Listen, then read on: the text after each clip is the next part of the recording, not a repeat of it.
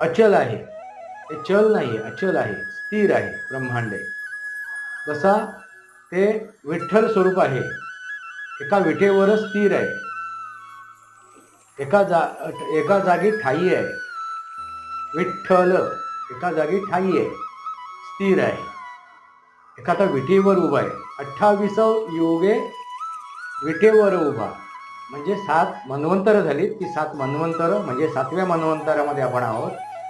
आणि 4 युग मिळून त्याचं जर गणित केलं, आपण त्याचं कॅल्क्युलेशन केलं, त्याची गुणाकार केला, 7 गुणिले 4 तर 28 होतं. 28 योगे विठेवर उभा हे ब्रह्मांड. आणि ह्या ब्रह्मांडामधील हे पंचमहाभूत. मित्रांनो लक्षात आला का? तोच तो विठ्ठल. हे सांकेतिक स्वरूप आहे.